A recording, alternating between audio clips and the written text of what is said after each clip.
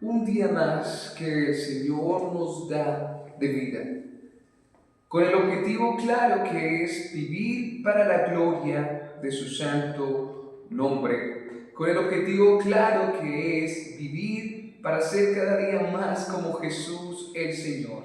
Un día más para que el Señor en su gracia nos muestre su poder, para que podamos enamorarnos más de Él, conocerle más y, si es su voluntad, poder ser guiados por su mano para llevar a cabo sus planes y propósitos eternos, para en su providencia poder llevar a cabo el mensaje de salvación a aquellos para los cuales el Señor así ha querido que escuchen el Evangelio. En el día de hoy vamos a continuar con el Salmo número 6. Y vamos a empezar desde el verso 6, ya vamos, pero permítanme leerle los versos 6 anteriores de una manera rápida para entrar en contexto. Verso 1, Salmo de David: Señor, no me reprendas en tu ira, ni me castigues en tu furor. Ten piedad de mí, Señor, pues languidezco. Sáname, Señor, porque mis huesos se estremecen. Mi alma también está muy angustiada. ¿Y tú, oh Señor, hasta cuándo? Vuélvete, Señor, rescata mi alma, sálvame por tu misericordia, porque no hay en la muerte memoria de ti. En el Seol, ¿quién te dará gracias? Así que vimos estos versos ya en los estudios pasados y vamos a comenzar confiando en Dios y dando gracias a nuestro Padre Celestial por esta oportunidad desde el verso número 6. Así que el salmista sigue diciendo en esta exclamación y oración al Padre Eterno: cansado estoy de mis gemidos, verso 6. Todas las noches inundo de llanto mi lecho, con mis lágrimas riego mi cama. Bueno, y vamos a empezar a estudiar este precioso verso de la Escritura.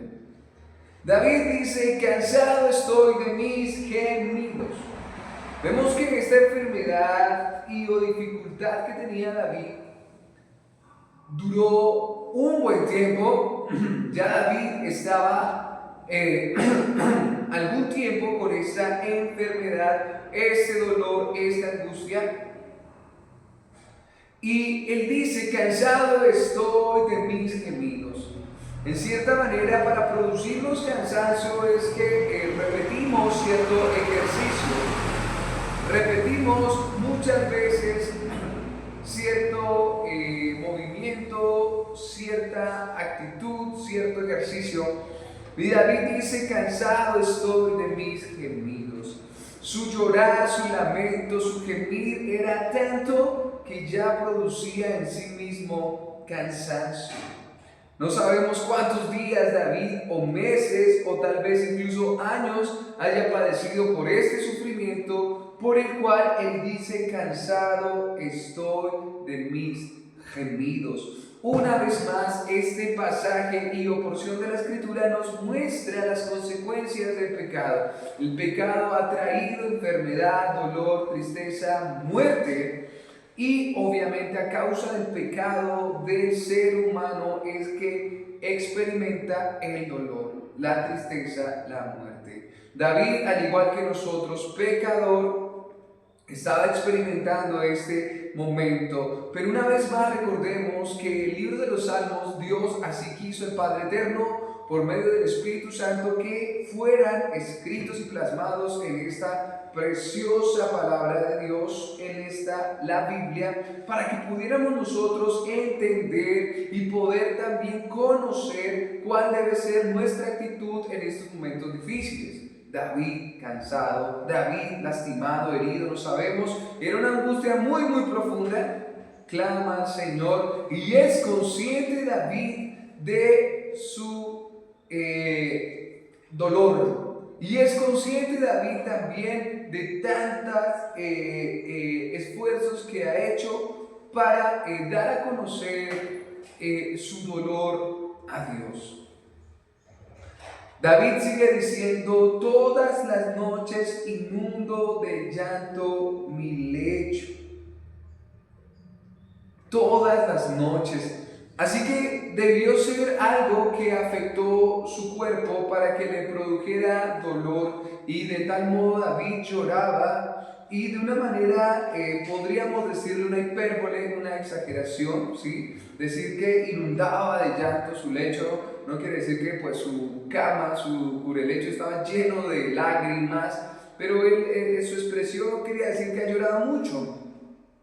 Y repite este momento en el siguiente pasaje donde dice: con mis lágrimas riego mi cama. Entonces vemos como David, en cierta manera, en su noche oraba a Dios, y tal era su dolor que él lloraba por este dolor. Por eso David es consciente y él dice: he clamado al Señor con lágrimas, a tal punto que dice que su cama se ha mojado de las lágrimas que ha derramado David. Vemos también un ejemplo en la oración con Jesús nuestro Señor, cuando en el Getsemaní, en el huerto de los olivos, allí cuando estaba orando antes de ser entregado, él también estaba orando al Padre, y estaba en un momento de angustia muy grande, estaba sudando lágrimas de sangre. Tal vez podríamos llegar a pensar que el Señor Jesús también estaba llorando, estaba clamando al Señor. Otro ejemplo cuando Jesús nuestro Señor lloró fue cuando estuvo frente a la tumba de su amigo Lázaro, y dice la Biblia que vio a la gente estremecerse y Jesús lloró. Así que las lágrimas son una expresión de nuestro cuerpo y de nuestra alma, ya sea para dolor, ya sea para alegría, ya sea para tristeza. Incluso riendo lloramos también. Es una expresión, digamos, en un tope alto de las emociones. Pero por lo general el llanto se usa en el momento del dolor. Hay un himno muy bonito que dice: cuando llegue aquel día del Señor, dice que no va a haber necesidad de sol, no habrá llanto, no habrá dolor. Incluso cuando estemos en la Nueva Jerusalén no habrá más llanto. Así que vemos que por lo general este llanto es producido por las consecuencias del pecado. Cuando un ser querido muere, una persona muere, sus allegados lloran. Cuando hay un accidente, una enfermedad, la persona que lo sufre llora. Cuando hay una decepción amorosa, se llora. Cuando no se cumple un sueño, un propósito, un anhelo, lloramos también. Pero en este caso vemos claramente que es una aflicción de David. Parece ser, según el contexto, una enfermedad. Pero lo hermoso es que David no se queda a renegar. David no se queda aquí a pelear con Dios. David está aquí clamando la ayuda de Dios, clamando la misericordia de Dios, porque David tenía claro que solamente el Señor puede rescatarnos, solamente el Señor puede ayudarnos de estas consecuencias del pecado. El Señor puede con su mano poderosa sanarnos del dolor. Vimos cuando Jesús en la tierra sanó al leproso, sanó al ciego, sanó al sordo, e incluso dio la vida a su amigo Lázaro que había muerto.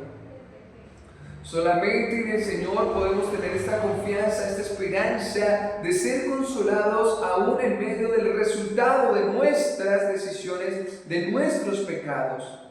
El Señor se compadece de nosotros y Él puede mostrar su misericordia. Así que este es un ejemplo claro que nos da David para que nosotros en estos momentos difíciles de dolor, de angustia, de enfermedad, de duelo, de luto, podamos confiar y postrarnos ante el Señor en nuestras habitaciones, en nuestros hogares, y aquí en la intimidad, como David en su cama, en su lecho, era un momento bien privado con el Señor. Jesús dijo: cuando oréis, entra a tu aposento, cierra la puerta y ahí ora tu Padre que está en lo secreto. Así que debemos sí o sí confiar en el Señor y orar a Él, clamar a Él, incluso llorar delante de su presencia en cualquier situación en la que estemos que nos haya producido aflicción.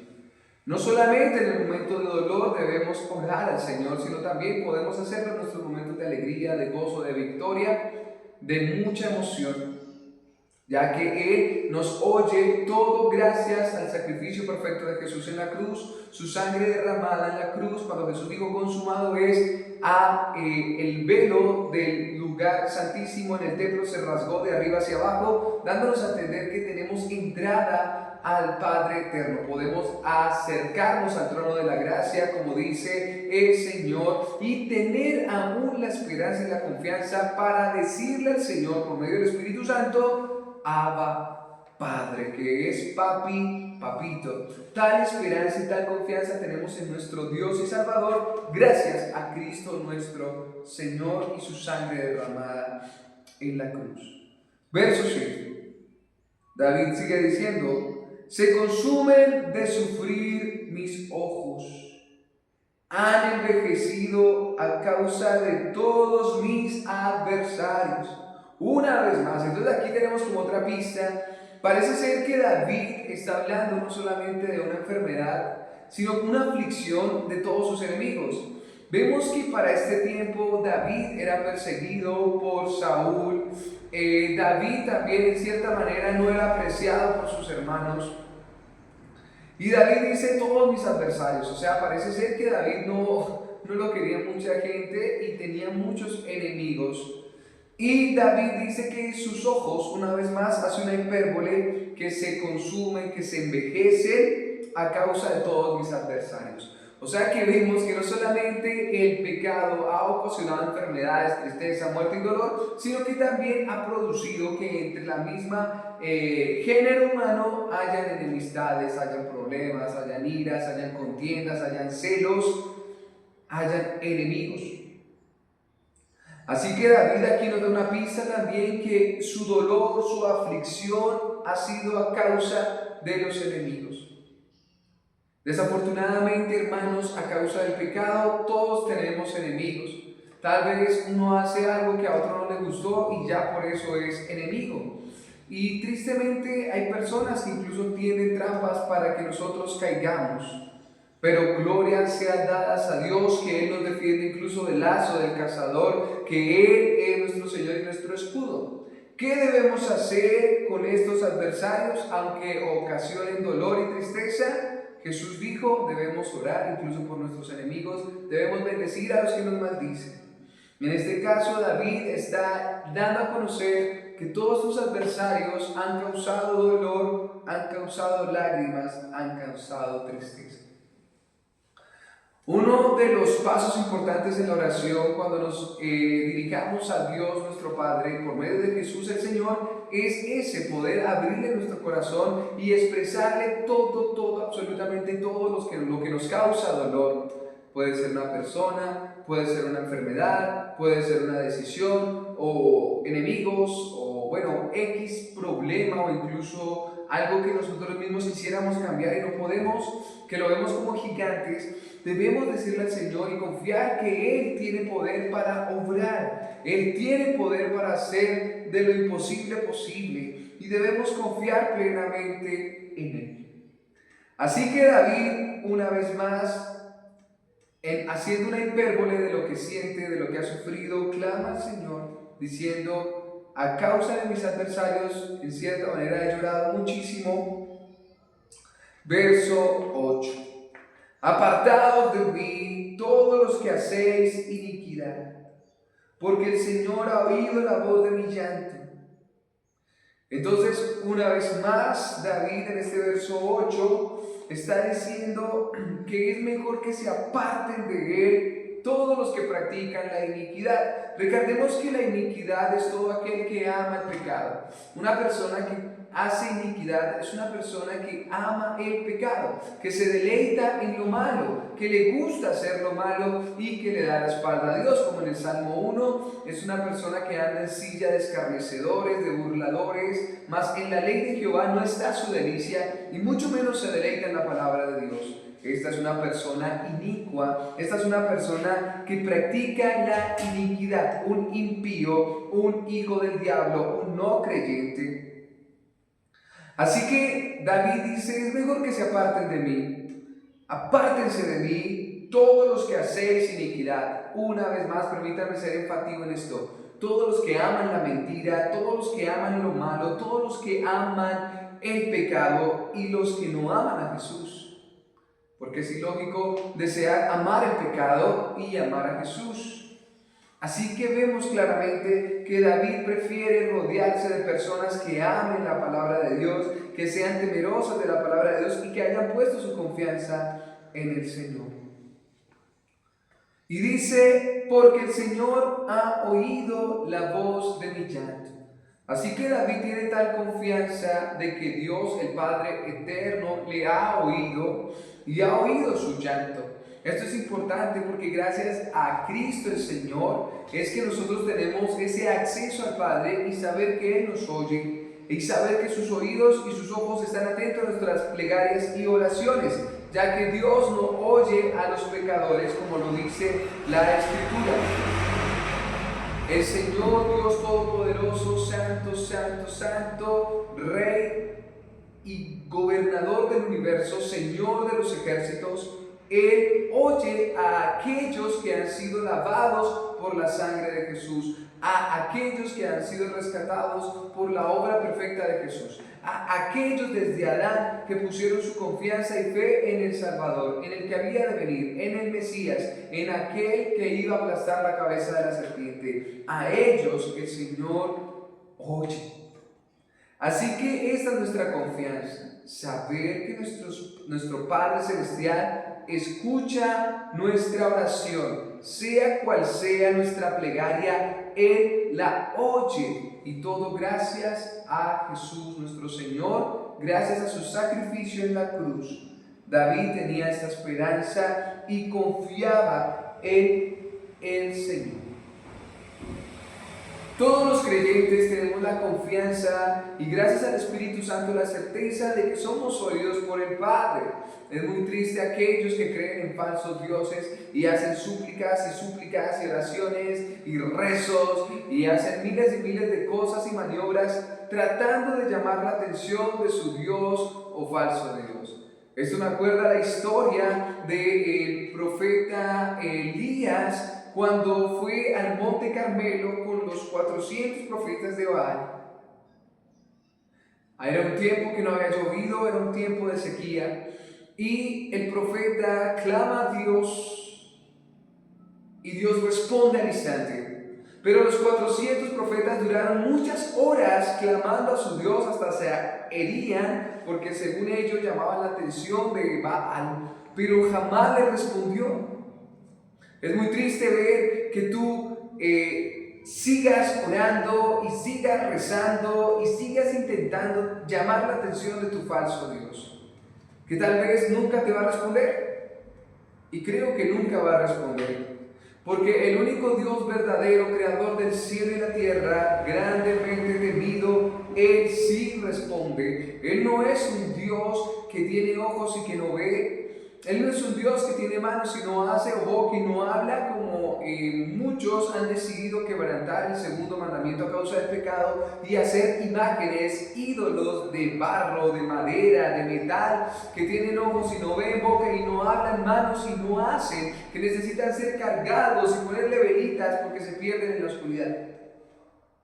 Nuestro Dios es un Dios todopoderoso que oye nuestro clamor, que oye nuestra oración y que responde a nuestra oración como aquel Padre todopoderoso que está pendiente de sus hijos.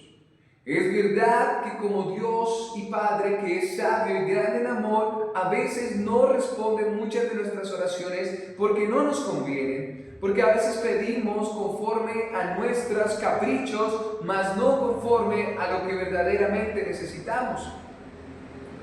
Tenemos la certeza y la confianza, como dice la Escritura, que el Espíritu Santo que Dios nos ha dado, Él gime y Él intercede por nosotros ante el Padre, pidiendo al Padre lo que verdaderamente necesitamos, porque el Espíritu Santo escudriña hasta lo más profundo de nuestro corazón, y esa es nuestra esperanza. Saber cómo pedir, saber cómo conviene, no podemos, no sabemos, pero gracias sean dadas a Dios por el Espíritu Santo que mora en nosotros y que como intercesor ora al Padre, clama al Padre por lo que nosotros verdaderamente necesitamos. Así que es una esperanza y nos da una alegría impresionante saber que Dios oye nuestra oración. Verso 9. El Señor ha escuchado mi súplica. El Señor recibe mi oración. Es bonito, es espectacular. Actualmente muchas personas importantes, famosos, no nos vayamos tan lejos, incluso especialistas en la salud, para lograr una cita de atención con estas personas hay que esperar meses, sí, a veces muchos meses, mucho tiempo para que lo atiendan a uno en una hora, media hora, 20 minutos, 15 minutos. Pero sean dadas gracias a nuestro Padre y a Jesucristo el Señor por su sangre derramada en la cruz, la cual nos ha permitido tener audiencia celestial cada momento. El Señor está pendiente de nuestro clamor cada instante. No tenemos que sacar una cita y esperar a que nos responda el Eterno, no, porque Él está dispuesto a escuchar nuestro clamor. Él está dispuesto a escuchar a sus hijos. Por eso David tenía tal confianza, tal esperanza, tal amor al Padre, porque no hacemos oraciones al viento, porque nosotros no estamos orando a la nada, sino estamos orando y clamando y hablando con el Creador del cielo y la tierra, con aquel que dijo y se hizo, con aquel que creó todo el universo y le puso nombre a su creación, con el Señor Dios Todopoderoso. Verso 10. Todos mis enemigos serán avergonzados y se turbarán en gran manera, se volverán y de repente serán avergonzados. Bueno, tenemos que entender claramente que esto puede suceder en dos momentos. Todos nuestros enemigos serán avergonzados. Vemos en la vida de David cómo Dios le levantó de lo vil, cómo Dios le levantó hasta ser rey de Israel y cómo Dios le levantó incluso de sus perseguidores. Y Dios le puso en un lugar a tal punto que sus enemigos se avergonzaban de la persecución que hacían contra David. Y es verdad que Dios lo puede hacer. Es verdad porque el mismo Señor dice: el que se humilla será exaltado. Entonces el Señor puede hacer ello. Puede que nuestra vida en este paso terrenal como peregrinos en la tierra, cada año de vida o cada día de vida, puede que mucha gente se levante contra nosotros, nos humille por X o Y circunstancia, pero el Señor puede levantarnos a tal punto que estas personas que nos humillaron serán avergonzadas por sus falsas acusaciones o por incluso su injusta actuación contra nosotros al oponerse y ponernos trampas. Pero si no sucede en esta vida, de seguro llegará el momento cuando estas personas, nuestros enemigos, serán avergonzados ante el tribunal de Cristo. Como algún predicador decía, el fin de la vida no está en la tumba, el fin de la vida será en un tribunal delante de Dios, y el veredicto solamente puede ser posible dos: o vida eterna y salvación, o condenación. Y estos resultados son eternos. Así que en aquel día del juicio eterno, cuando estemos delante del tribunal de Dios, aquellos enemigos serán avergonzados porque irán a condenación eterna, castigo eterno en el infierno. Y nosotros, que no lo merecemos, por la gracia de Dios y por la obra de Jesús en la cruz, y porque el Señor nos ha rescatado, seremos llevados al reino de los cielos, porque hemos puesto nuestra confianza y esperanza en el Señor. Así que ese momento será de vergüenza para aquellos que rehusaron seguir a Jesús, que le dieron su espalda y que más bien usaron sus palabras para blasfemarle.